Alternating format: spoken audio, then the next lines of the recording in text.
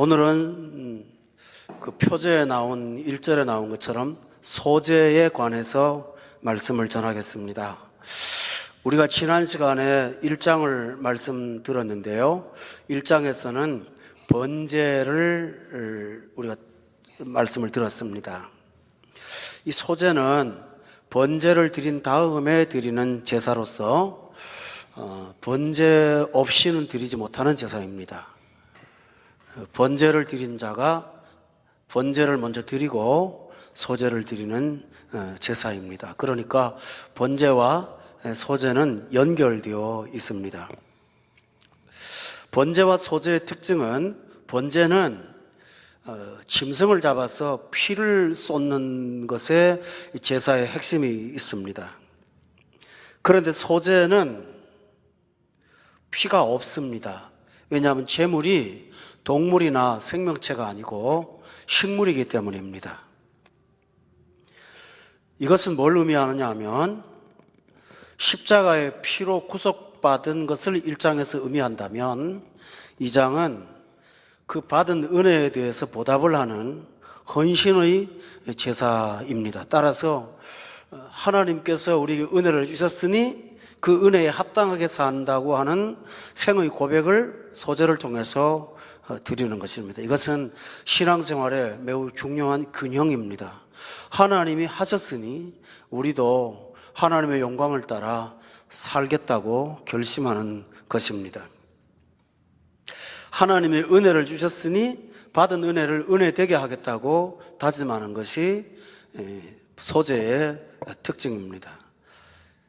그래서 소제라는 이름은 히브리어에는 민카라는 용어를 쓰는데 이 뜻은 선물이다라는 뜻이 있습니다. 그런데 그냥 선물이 아니고 아랫사람이 윗사람에게 드리는 선물, 이런 특징이 있습니다. 따라서 우리가 하나님께 드리는 예물을 일컬을 때 소제라고 합니다. 번제는 하나님이 우리를 위하여 자기 몸을 주신 것을 강조한다면 소제는 그 받은 은혜에 감사해서 우리가 하나님 앞에 선물을 드리는 것을 말합니다. 소제는 바로 은혜 받은 자의 구원에 대한 반응입니다. 우리 예수 믿는 사람한테 거듭나고 나면 항상 입에 습관처럼 달고 있는 것이 뭘까요? 하나님 감사합니다. 그래서 감사가 살아있을 때는 영혼도 살아있고 피로도 살아있지만 감사가 사라지면 나면 생활 가운데 감사의 조건이 점점 더 없어집니다. 그래서 여러분에게 삶에 번제가 있지만 소제가 과연 있는지요? 물어보실 수 있어야 됩니다. 이 소제의 제물은 1절에 보니까 4가지가 나옵니다. 1절 보면 첫 번째로 고운 가루가 나옵니다. 곡식을 빻아서 아주 고운 가루로 만든 것을 소제의 제물로 씁니다. 그 다음에 두 번째로는 기름입니다. 항상 그 소제를 고운 가루에 드릴 때는 그 위에다가 1절에 보니까 기름을 붓도록 되어 있습니다. 성도 여러분, 번제는 기름을 사용하지 않습니다. 번제는 물을 사용합니다. 내장과 정강이를 물로 씻습니다. 그것은 죄 씻음을 의미합니다. 그런데 소제는 우리가 드리는 것이므로 성령으로 통해서 기름 부음 받는 것을 상징합니다. 하나님이 일을 할 때는 육신으로 기분 좋은 날은 감사하고 기분 안 좋은 날을 원망하는 그런 것은 신앙이 아닙니다. 우리 신앙은 기분 좋은 날도 기름 부음 받아서 좋아야 되고 힘들고 어려운 날도 기름 부음 받아야 됩니다. 그래서 번제, 소제는 반드시 기름을 치도록 되어 있습니다. 여러분이 항상 기도 가운데 꼭 기억해야 될 기도 제목은 하나님 성령의 기름을 부어주소서, 내 등에 기름을 채우소서, 기름을 충만히 부어주소서 하는 기도가 우리 모두에게 필요한 것입니다. 소재와 이 번제의 차이점을 기억하시기를 바랍니다. 또 하나는 2절에 보면 유향을 가져다가 함께 사용합니다. 여러분, 유향은 두바이에 사는 우리는 잘 압니다. 그 몰에 가면 연기 나면서 아주 고약한 냄새 풍기는 송진 냄새 같은 거 있죠. 그게 유향이에요. 예멘에서 많이 나옵니다. 자연 추출물인데 유향을 재물에다 넣으면 재물이 기름 붓듯이 불이 잘 붙어요. 그래서 다시 말하면 유향과 불을 섞어서 우리는 기름 부음 받고 성령의 불을 받아야 된다라는 것을 소재를 통해서 강조하는 매우 중요한 내용입니다. 교우 여러분, 요즘 여러분의 영성은 어떻습니까? 기름 부음이 있나요? 팍팍합니까? 아니면 성령의 뜨거운 불이 있나요? 여러분 자신을 한번 점검해 보시기 바랍니다. 고운 가루에 대해서 설명을 좀 하겠습니다. 현대를 사는 많은 분들은 고운 가루가 어떤 것인지를 잘 모릅니다. 우리가 보통 슈퍼에 가서 사는 밀가루는 다 고운 가루인데요. 옛날에 사람이 손으로 손수 곡식을 빻아서 먹을 때는 그만큼 가루가 안 나와요. 기계로 많이 가능한 거예요, 이게. 저는 어릴 때 집에서 그 디딜방아를 갖고 곡식을 찧어서 양식을 삼았던 시절을 살았습니다. 저희 어머니는 그 디딜방아 그 돌 밑에다가 곡식을 넣고 이렇게 주걱으로 뒤집습니다. 떡이 되면 안 되니까.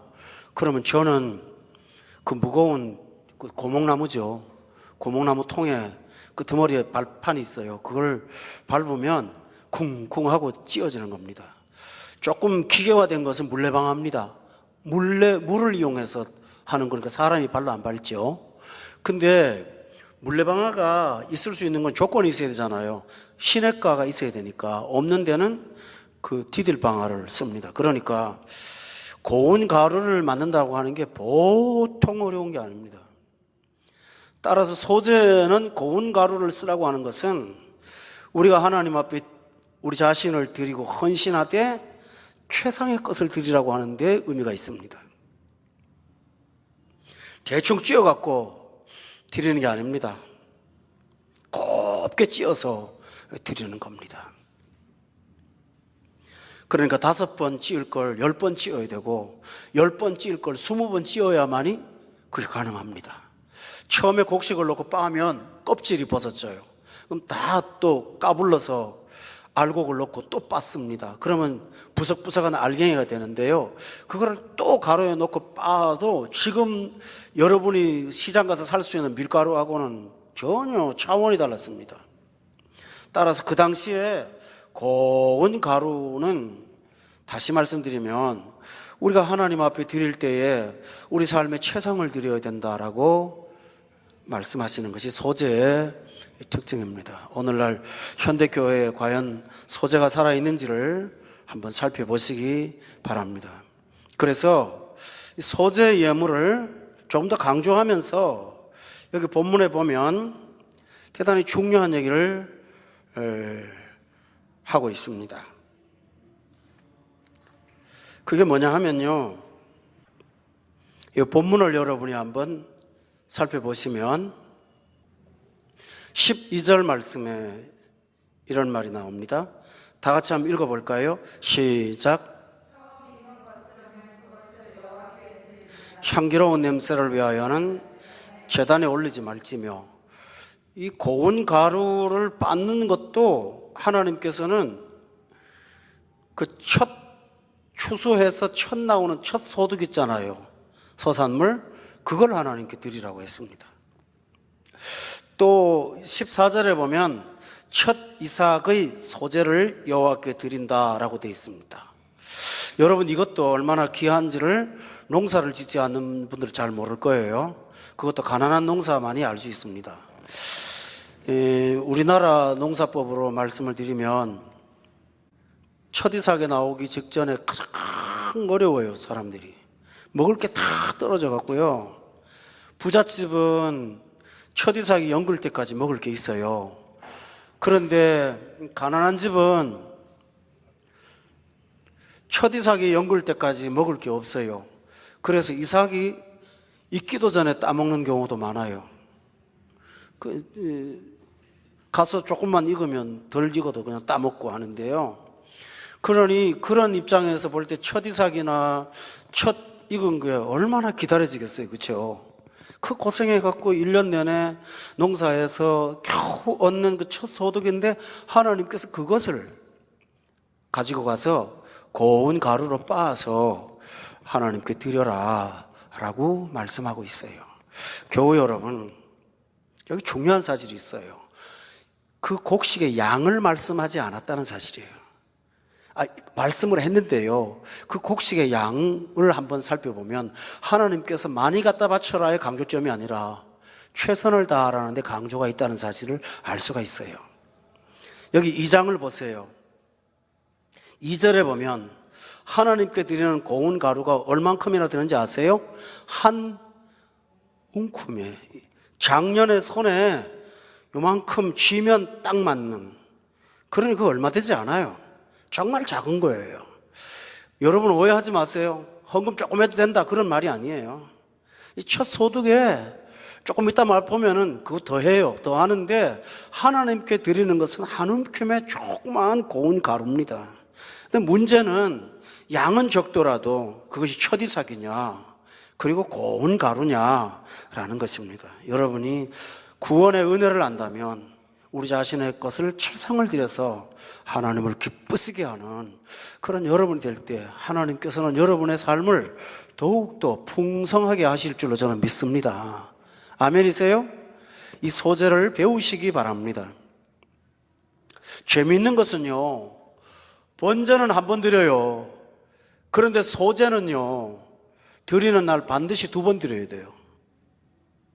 여러분 기억하세요? 엘리야가 갈멜산에서 도랑에 물 붓고 하나님 앞에 불 내려달라고 기도할 때, 바알 선자들과 싸울 때, 여러분 기억나시죠?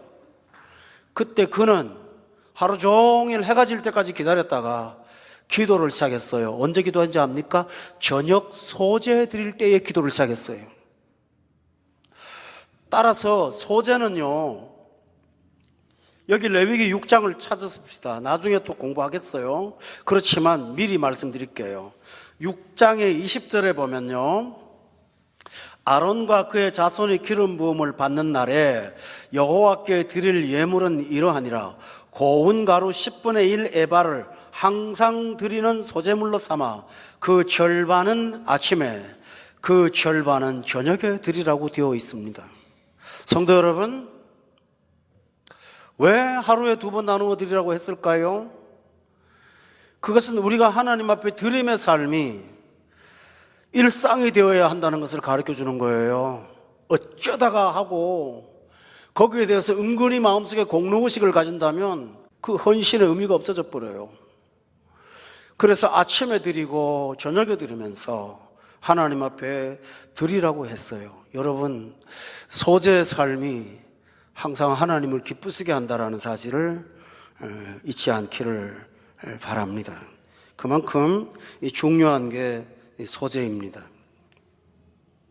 그런데요, 하나님께서는 이 고운 가루로 드리는데 이것도 드릴 수 없는 가정들을 기억하고 있습니다. 지난번에 번제 드릴 때도 가난한 사람들을 위해서 산비둘기 잡아서 드리라고 그랬잖아요. 그런데 고운 가루는 다 있어요. 최소한 먹을 건 있으니까요. 그런데 여러분 기억해 보세요. 4절에 보면요, 2장 4절이에요. 뭐에 구운 걸 드린다고 그랬죠? 화덕에 구운 거. 또 하나 보세요. 5절에는 뭐라고 돼 있죠? 철판에 붙인 거. 7절에는 뭐라고 돼 있어요? 냄비의 것이라고 그랬죠? 이 세 가지를 왜 구분해 놓은지 아십니까? 제 경험을 얘기하면 좀 도움이 될 것 같아요. 우리 어린 시절에 소고기 한 건 끊어서 온 식구가 먹는 건 1년에 한두 번밖에 없고요. 정말 어쩌다가 돼지고기 먹는데 그 어떻게 먹는지 아세요? 한 반근 정도를 가마솥에다가 물 잔뜩 넣고 무를 한 엄청나게 썰어 놓고 거기다 돼지고기를 비계 섞인 거를 좀 던져 넣습니다. 그리고 소금 많이 넣고 부글부글 끓여갖고요. 식구 많은 집에 한 그릇씩 떠주면 제일 먼저 찾는 게 그 돼지비계 덩어리 하나 있나 없나 그거 찾습니다. 가난한 집은 고기를 그렇게 먹어요. 저 중학교 2학년 때까지 그러고 살았거든요. 근데요, 내 친구가 정육점을 하는데 그 어머니가 점심 먹고 가라고 그래서 먹었는데 난 평생 처음 먹어본 게 있어요. 소고기를 철판에 구워주더라고요. 와, 부잣집은 고기를 구워 먹는구나. 보세요. 제가 설명드리는 게 이해가 되죠? 부잣집은 화덕에 구운 거가 있어요. 화덕이 있다고 하는 거는 그 집이 정말 잘 사는 거예요. 큰 불덩어리 용광로가 있어가지고 거기다가 빵을 갖다 집어넣으면 금방 구워 나오는 화덕을 갖고 있는 집은 아주 부잣집이에요. 화덕을 갖고 구울 수 있는 사람은 화덕에 구운 곳으로 들여라 라고 했어요. 그런데 조금 사는 사람은 화덕은 없지만 그 소뚜껑 있잖아요, 소뚜껑. 지금도 파키스탄이나 아프간 같은 데 가면 여자분들이 들판에서 갖고 다니는 냄비뚜껑이 소뚜껑 있죠. 그거 딱 얹어 놓고 만들어서 빵 만들어 먹습니다. 이 소뚜껑에다가 구운 거 갖고 오라는 거예요. 근데 우리 집처럼 가난해 갖고요, 끓여 먹는 집은 냄비에 거라도 건져 오라는 거죠. 하나님께서 여기에 두 가지 강조점이 있어요. 형편대로 드리라는 거예요. 중요한 것은 아까도 말씀드렸죠. 양이나 종류가 아니라 그 안에 들어가 있는 최상의 헌신의 장신이에요. 아멘? 그걸 드리라고 하는 거예요. 전 어릴 때 저희 어머님께서 교회 갈 때마다 헌금을 주는데요, 갖고 있는 돈 중에 깨끗한 돈 골라서, 돈은 많지 않지만 그 돈 가져가라 그랬어요. 교회 와서 지갑 뒤적뒤적 하면서 였다 하고 주는 경우 없어요. 미리 준비해서 주셨어요. 그 돈도 부족하면 다리미로 다려서 줬어요. 숫다리미로. 그러고 살았어요. 교회 올 때 주일날 전에 샀던 옷은 주일날 입기 전에는 입지 말라 그랬어요. 여러분, 율법이라고 보십니까? 아니요, 자세예요. 내용은 형식이 있어야 담을 수 있는 거예요. 근데 오늘날 신자들의 삶은 전혀 그렇지가 않아요. 옛날의 신앙인들은 그러고 살았어요. 가난한 중에도 그들이 얼마나 힘들고 어려운지 아세요? 삶이 하루하루가 너무너무 어려웠어요. 그럼에도 불구하고 할 수 있는 모든 것에서 최선을 들이므로 그래도 한국교회가 이만큼 부흥한 데는 그들의 아름다운 헌신이 있었기 때문에 가능하다고 저는 믿습니다. 돈이 없는 교회가 충남에 가면요, 계룡산 밑에 가면 돌로 예배당 지은 아주 아름다운 교회가 있어요. 그 교회가 우리나라에 건축 상을 받은 만큼 아름다운 교회인데요, 아름답게 지으려고 아름다운 게 아니고 돈은 없는데 예배당을 부록고로만 지을 수 없으니까 그 시냇가에 있는 조약돌 주워다가 온 성도들이 갖다 붙인 거예요. 그러다 보니까 유명한 건물이 됐어요. 계룡산 밑에 가면 있습니다. 이것처럼 화덕의 것을 드릴 수 있다면 화덕을 드리세요. 철판에 붙인 게 있다면 철판에 드리시고요, 냄비에 드린 것이 있다면 냄비의 것을 드려서 우리가 최상을 다할 때 마음이 거기 가게끔 되지요. 아멘? 결국 누구한테 복입니까? 어떤 권사님 서울에 있습니다. 서울에 저 남산 밑에 있는 어떤 교회인데요, 그 교회에 문제가 생겼어요. 목사님이 새로 부임했는데 목사님이 강단을 바꾸겠다는 거예요. 근데 뭘 바꾸냐 하면 너무너무 오래된 앞에 휘장이 있는데 비로드로, 옛날에 참 비쌌어요 그거요. 그 옛날엔 정말 비쌌거든요, 비로드로 된 거. 근데 그 큰 예배당에 그 지붕이 9m가 넘는데 그 엄청난 예배당에 그걸 과부되는 권사님 한 분이 그걸 자기가 돈을 들여서 해놓은 거예요.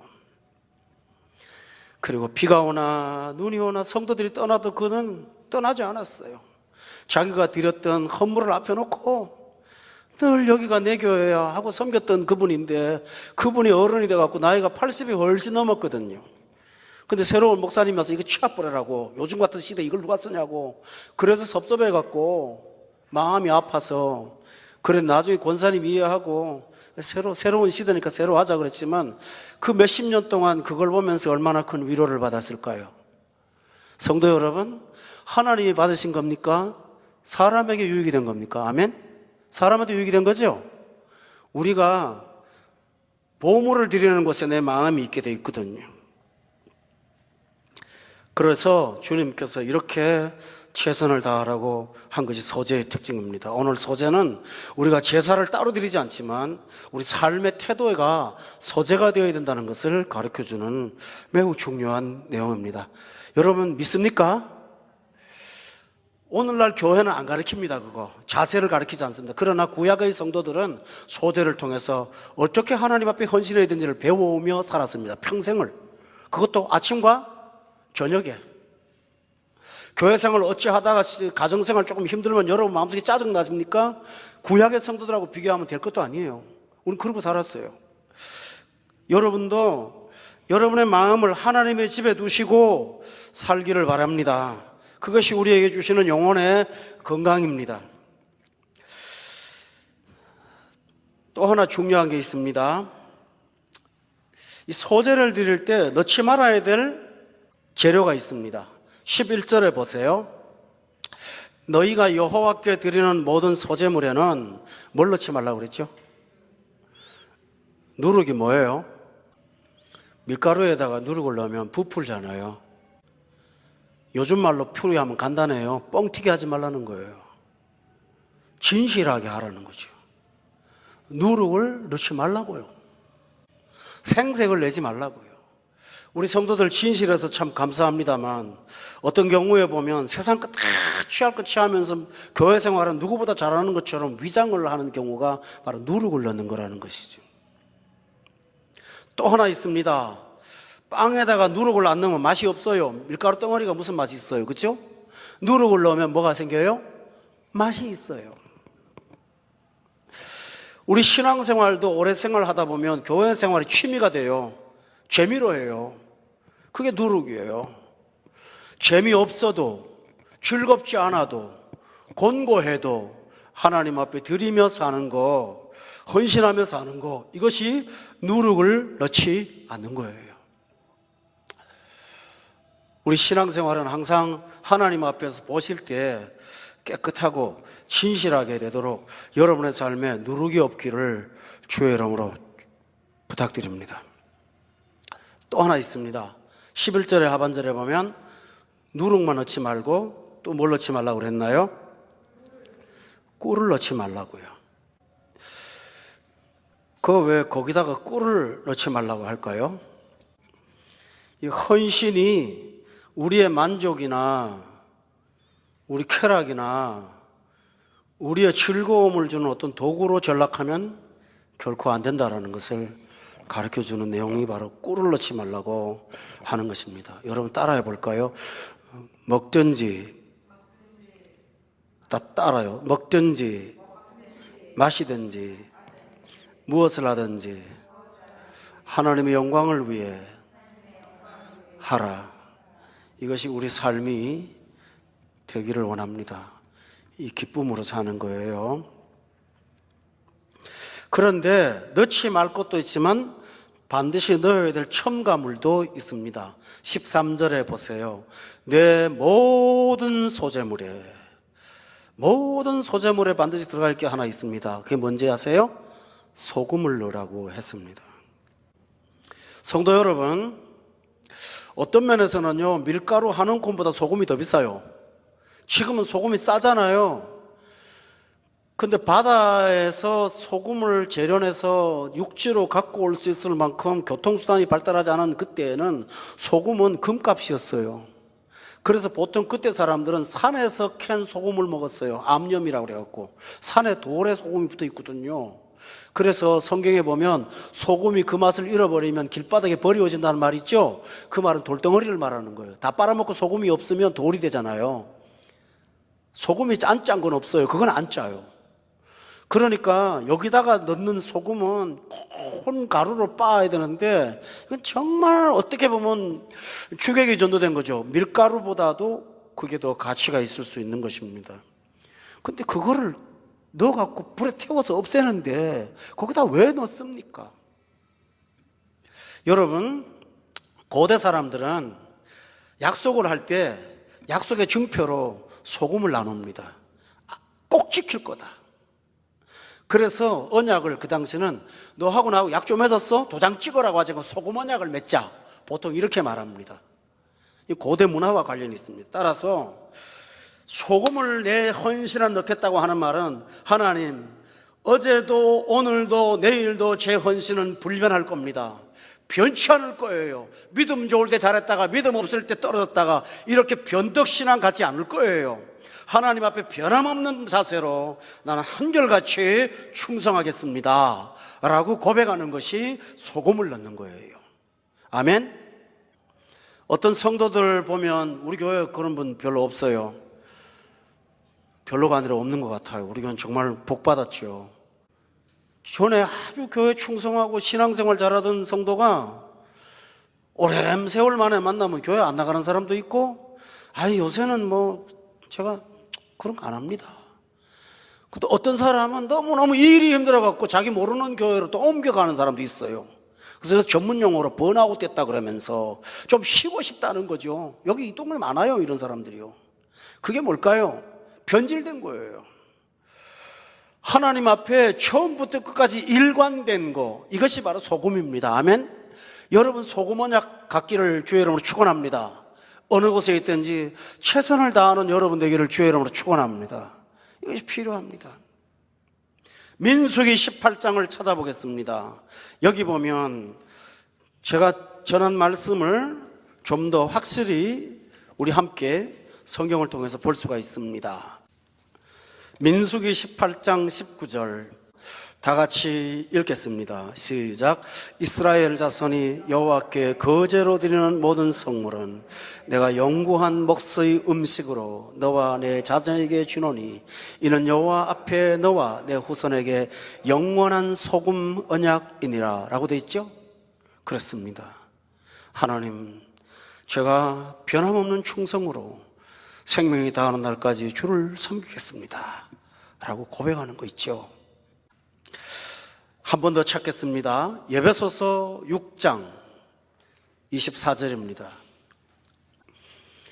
참 중요한 내용입니다. 에베소서 6장의 제일 마지막에 있는 24절 보면 신약의 성도들도 소금 언약의 권면을 받았습니다. 여기 소금 언약이 뭘까요? 24절 읽읍시다. 시작. 우리 주 예수 그리스도를 변함없이 사랑하는 모든 자에게 은혜가 있을지어다. 그렇습니다. 변함없이 사랑하는 것. 여러분이 주님을 향한 사랑이 변질되지 않기를 기도하시고 그렇게 사시기를 저는 바랍니다. 다시 레위기로 돌아가겠습니다. 돌아가 보면 또 반드시 첨가해야 되는 내용이 나옵니다. 15절을 보십시오. 2장 15절에 보면 그 위에 기름을 붓고 그 위에 뭐 하라고 그랬죠? 유향을 더하라고요. 아까 제가 말씀드렸죠? 유향은 잘 타게 하는 거라고요. 여러분이 봉사할 때 육신으로 하지 않고 성령으로 하라고 하시는 말씀입니다. 여러분 기억하세요. 오순절 성령 강림했을 때 제일 먼저 변화가 일어났을 때 그게 뭡니까?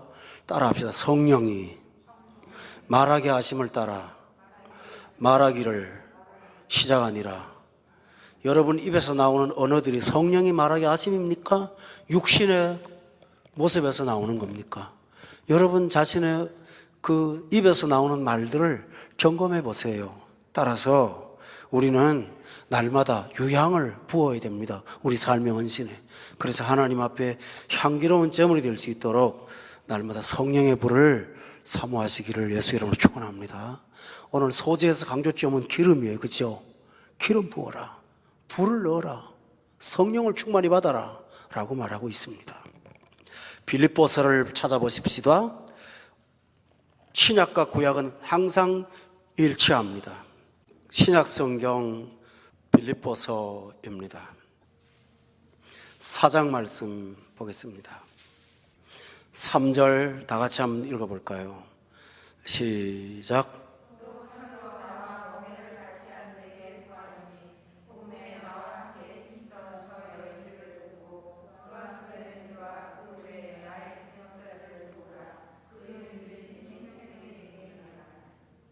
그렇습니다. 이와 같이 성령이 하나 되게 하신 것을 힘써 지킴으로 여러분은 성령의 사람으로 날마다 살아가시기를 바랍니다. 우리 한번 따라합시다. 성령 충만을 주시옵소서.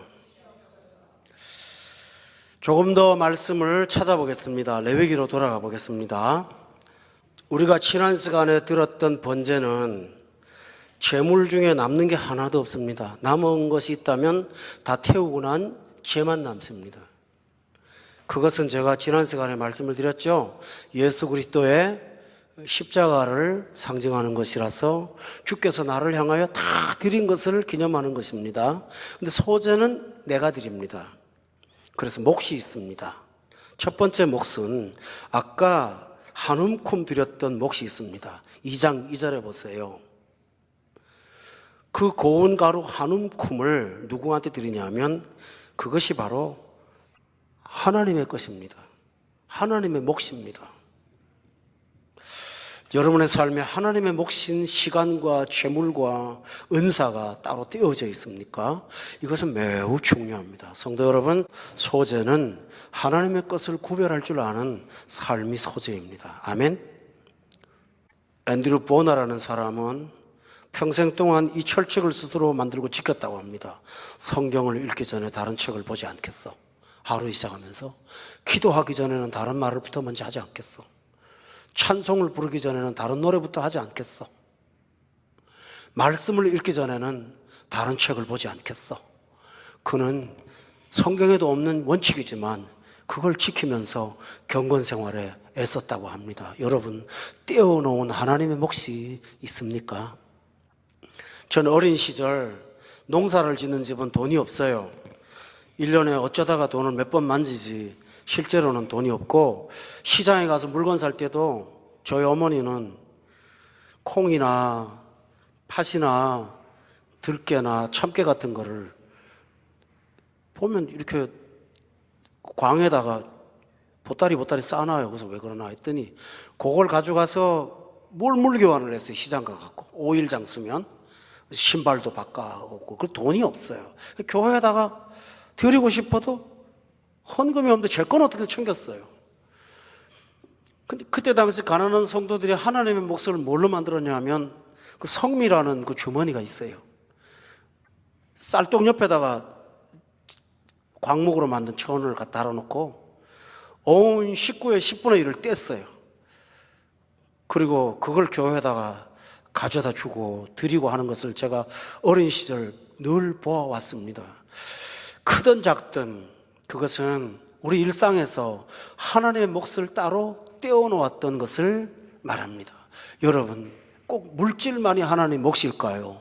여러분의 삶의 시간들을 그리고 재능들을 하나님의 몫으로 떼어놓습니까? 이것은 대단히 중요합니다. 한 움큼입니다. 소재의 특징은 바로 거기 있다.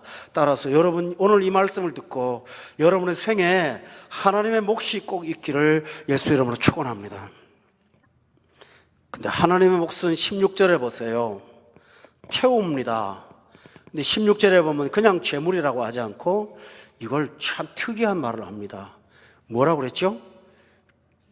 기념물이다 라고 했어요. 따라서 이 드림의 특징은 하나님이 주신 것을 기념합니다라는 고백이 있는 거예요. 이거는 내가 아까운데 하나님 것을 필요하니까 드린다가 아니라 이걸 통해서 내 생이 모든 것들이 하나님으로부터 옵니다 하는 것을 기념하는 기념의 의미가 이 소재의 한 움큼에 있었습니다. 굉장히 중요합니다. 기념은 최상의 기억을 기념이라고 합니다. 그래서 우리가 메모리얼 데이라고 하잖아요. 기념일을 영어로는 메모리얼 데이라고요. 왜요? 특별히 기억할 날이다. 그래서 하나님의 은혜를 기억하라는 의미에서 소재 한 움큼을 구별해 드렸습니다. 그러므로 다시 말씀드립니다.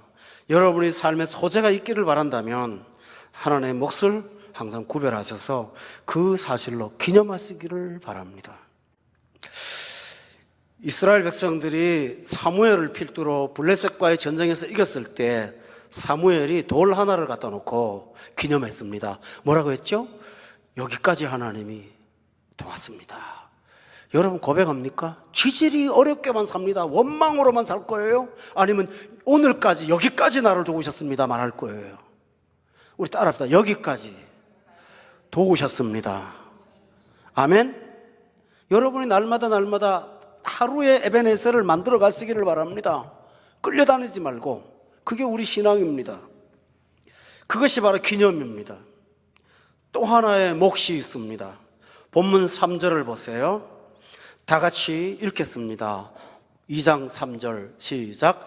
그 소재물에 남은 것은 아론과 그의 자손에게 돌릴지니 이는 여호와의 화제물 중에 지극히 거룩한 것이니라.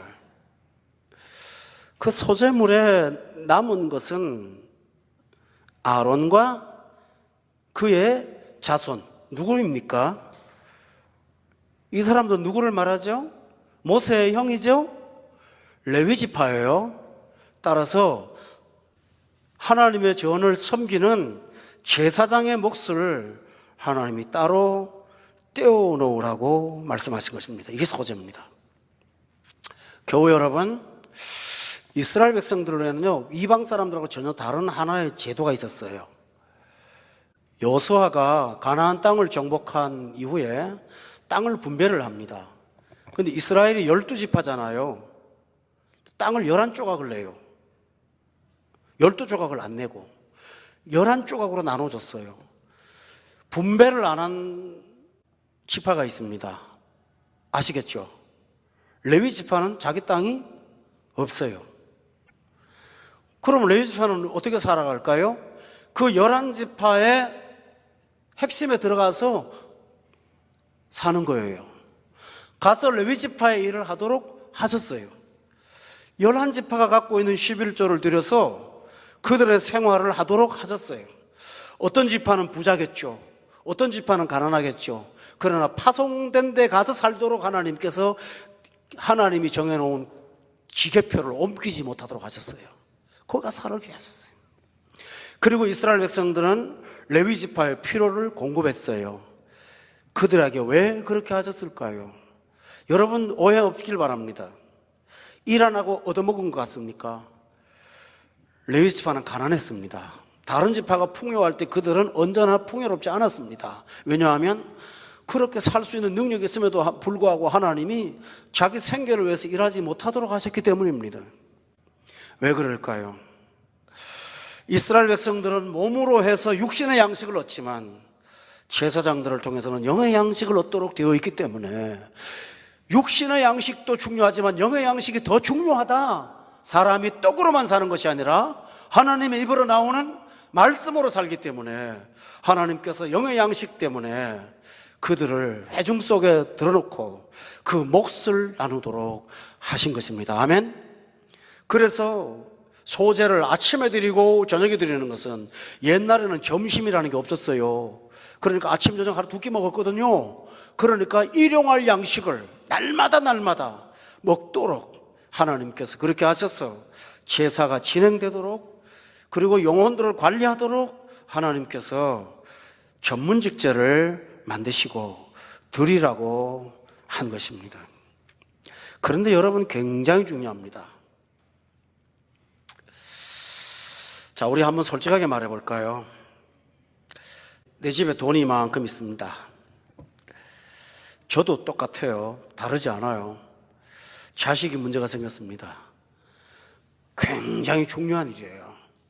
여기다가 돈 쓰는 거는 아주 의미가 있고 가치가 있어요. 근데 헌금을 할 때는요, 이거 드릴까 말까? 요번에는 생활이 어려운데 힘드니까 요번 달에 좀 빼. 다음 달에 좀 연락하면 드리지 뭐. 차선에 둡니다. 그런데 하나님께서 아론의 제사장들이 먹을 수 있는 그 10의 1조에 대해서 어떻게 말했냐면 굉장히 중요한 얘기를 합니다. 여러분 3절에 보세요. 끝에 뭐라고 했냐면 그 소제물에 남은 것은 아론과 그의 자손에게 돌리는데 이는 여호와의 화제물 중에 그다음 말이 뭐라고 했나요? 지극히 거룩한 것이다. 거룩이라는 말이 뭐죠? 지극히 구별되어야 되는 거다, 그런 말이에요. 거룩이 구별 아닙니까? 이거는 필요하면 하고 없으면 나중에 좀 참았다가 나중에 미뤘다가 하고 그러지 않아요. 이건 지극히 거룩한 것이라는 말을 3절도 말하고 10절도 똑같은 말을 반복을 하고 있습니다. 인간의 연약함을 아시는 주님께서 이렇게 하고 있습니다. 여러분 11조 문제로 시험 드십니까? 헌금 문제로 있으면 하고 여유 있으면 한다고요. 우리 평생에 여유 있어 본 적이 있습니까? 교우 여러분, 이렇게 함으로써 하나님이 무엇을 원하십니까? 영혼을 관리하는 교회가 그 기능을 제대로 활용할 수 있도록, 그래서 여러분의 영혼이 건강하는 데 투자하라고 하나님께서 말씀하신 거예요. 아멘? 이게 바로 필요해요. 그러니까 교회를 찾아와서 교회의 비용을 지불하고 헌금을 드리고 또 시간을 드리고 재능을 드리는 것은 바로 여러분 자신의 영혼을 위한 투자라는 사실을 믿기를 바랍니다. 이보다 더 중요한 게 없다는 거죠. 우리가 대한민국 국민으로 세금을 내지 않는다면 길을 닦을 수가 없고요, 군인을 양육할 수가 없고요, 필요한 학교의 의무교육을 할 수가 없는 것처럼 우리의 삶의 이 부분은 필요한 비용임을 꼭 기억하시길 바랍니다. 그래서 성경에 아주 예배로 지극히라는 말을 함부로 쓰지 않아요. 성경은요, 극상 존칭이거든요. 지극히 거룩한 것이라고 하면서 여러분의 생각이 바꾸어질 것을 바랬습니다. 제가 교육전도사로 시골에 전라북도 삼내에 가서 교육 목회를 했는데요. 그 교회의 11조의 한 90%를 하는 가정이 하나 있었어요. 그 가정은 그 교회, 그 동네에 살지 않아요. 차 타고 한참 가야 되는 데 사는데요. 그 동네 시골 동네인데 그 동네가 고향이에요. 근데 그 교회를 못 떠나서 거길 다녀요. 그 집이 목욕탕을 했어요. 읍내, 삼내 읍에서. 목욕탕 이름이 사마리아탕이에요. 왜 사마리아탕이냐 하면 그 동네 익산에, 전북 익산에 가면 그 나환자들 있잖아요. 나환자들이 많아요. 상당히 많았어요. 근데 그분들이 한 주에 한 번씩 목욕을 하러 와요. 그때는 그분들만 받고 아무도 안 받아요. 문 닫아버리고. 그 일을 하려고 사마리아탕이라고 하신 참 귀한 지금 목사님이 되셨는데요. 그런 분입니다. 근데 목욕탕을 하는데 그 카운터에 보면 돈 받잖아요. 구멍에서. 근데 거기다 11조 통을 달아놔요. 한 사람이 500원 내면 50원 갖다 넣는 거예요. 근데 이 재미있는 게 며느리하고 시어머니가 둘이서 카운터를 받거든요. 시어머니는 카운터에 앉으면 오는 사람 11조를 넣는데 어떻게 하냐 하면은 우리 며느리가 쌍둥이 둘 키우느라고 바빠갖고 아마 앞에 있는 거 면 안 했을 거야. 그래서 대충 짐작해가지고 거기다 넣어요. 또 그 며느리는 어머님이 깜빡깜빡 해갖고도 못했을 거야. 또 넣어요. 10에 3조가 됐을 거야 아마. 그래가지고 주일마다 교회를 가지고 왔어요. 특별했어요. 그리고도 마음이 부족해서 그 시골 동네가 버스가 없어가지고 한 4km씩 걸어 나오니까 자기들 돈으로 버스 사갖고 동네에 무상으로 돌렸는데 그것도 욕먹으면서 했어요. 그렇다고 해서 사람들이 고마워하지도 않더라고요. 술 먹고 유리창 깨는 사람도 있고 별 사람 다 있어요. 안 태워줬다고. 그렇지만 그 오랜 세월 그 일을 하는 걸 보면서 참 하나님의 사람이 사는 방식이 참 많이 다르다 하는 걸 제가 전라북도 가서 많이 봤습니다. 여러분, 우리가 그 사람처럼 꼭 그렇게 해야 된다는 법은 없지만 그분에서 배울 정신이 하나 있다면 그게 뭘까요? 하나님의 몫이라는 거죠. 아멘? 뭔가 하나님의 몫을 구별할 줄 아는 사람, 이것이 바로 소재의 정신입니다. 교우 여러분, 오늘 말씀을 제가 마치도록 하겠습니다. 이 소재가 전부일까요? 헌신에? 그건 아니죠, 그죠? 와서 조금 드리고 가는데, 그거는 뭐냐 하면 일상의 삶이 헌신이 되어야 된다는 것에 대한 교육이었어요. 근데 이 교육을 교회에서 레위기 작성이 정해놓고 한 사람당 하루에 얼마씩 무조건 해? 라고 하지 않았다는 거예요. 소제도 2장 1절에 보면 의무가 아니라 누구든지 소제의 예물을 여호와께 드리려고 마음먹으면 이렇게 했어요. 그렇게 했어요. 그 여러분이 결정할 때, 그럼 내가 결심 안 하면 그만이고, 하면 그만이지. 그럴 수 있습니다. 그랬으니까 여러분의 자유가 있죠. 그러나요, 여러분의 자유를 갖고 먹든지 하든지 안 하든지 주님의 영광을 목적으로 삼는다면 소제를 참여하게 될 줄로 믿습니다. 저는 마지막 얘기를 하고 마치겠습니다. 로마서 찾아보겠습니다. 14장입니다. 5절 말씀입니다. 소제의 정신이 여기 다 있습니다. 5절 읽읍시다. 시작. 어떤 사람은 모든 날을 같게 여기나니 각각 자기 마음으로 확정할지니라. 그래, 이 날이 소중하든 저 날이 소중하든 그것은 개인이 결정할 문제야. 그런데 그 소중하다는 중요한 기준이 있습니다. 무엇 때문에 소중한가? 6절에 보세요. 나를 중히 여기는 자가 사람마다 다르겠죠. 그렇지만 공통의 목적이 하나 있다면 그게 뭘까요? 누구를 위하여? 주를 위하여. 주를 위하여 중히 여기고, 먹는 자도 주를 위하여 먹고, 이는 하나님께 감사하며, 또 하나 있습니다. 안 먹어도 주를 위하여 먹지 아니하며 하나님께 감사한다. 이 생의 기준이, 이 자유의 기준이, 소제를 드릴까 말까의 기준이 주를 위한 것인가 아닌가의 기준을 두었다는 것입니다. 내가 내 마음에 결정하면 내가 주인이니까 내가 하면 하고 말면 마는 거야. 그게 아닙니다. 이것이 주를 위한 것인가 아닌가의 판단을 두었다는 것입니다. 7절에는 이렇게 선언합니다. 다 같이 읽읍시다. 우리 중에 누구든지 자기를 위하여 사는 자가 없고 자기를 위하여 죽는 자가 없도다. 정말 예수 믿고 거듭난 사람이라면 여러분이 인생의 목적이 아니라는 것입니다. 8절에 보세요. 살아도 주를 위하여 살고 죽어도 주를 위해 죽나니 그러므로 사나 죽으나 우리가 주의 것이로다 라고 했습니다. 우리 모두의 인생에 주를 위하여라는 대명제가 살아있기를 바랍니다. 그 기준으로 하루를 판단하고 해야 될 일과 말아야 될 일을 결정하십시오. 그리고 먹어야 될 것과 먹지 말아야 될 것을 판단하시기 바랍니다. 그리할 때 여러분의 양심이 자유할 것이고 하나님을 기쁘시게 하며 참된 믿음의 열매를 많이 맺게 될 줄로 믿습니다. 성경 말씀에 이런 말 있죠. 너희 것을 주라 흔들어 넘치도록 하신다고 그랬잖아요. 주를 위해서 하는 것이 진정 우리를 위해서 하는 것입니다. 주를 위해서 하는 것이 정말 자아를 위해서 하는 것입니다. 주를 위해서 하는 것이 진짜 가정을 위해서 하는 것이고 주를 위해서 하는 것이 여러분의 자녀를 위해서 한다는 사실을 잊지 않기를 바랍니다. 우리 딸아이가 좀 마음 아픈 얘기를 저희 남매들끼리는 했는가 보더라고요. 우리한테는 안 그렇다고 해놓고 다른 부모들은 딸이 미국 가서 공부하면 한 번이라도 와보는데 우리 부모는 어찌됐는지 7년 동안 한 번도 안 온다고. 내가 가고 싶지 않아서 안 갑니까? 가고 싶죠. 근데 우리 집사람이나 저나 큰돈이면 돈을 보내는 게 낫지 우리가 어떻게 가겠냐고. 그러나 저는 몸은 못 가요. 그러나 기도는 갑니다. 아멘. 날마다 기도는 갑니다. 나 그걸로 살아요. 그래, 가고 안 가는 거 저 결정했어요. 돈이 없어서가 아니라 주를 위해서요.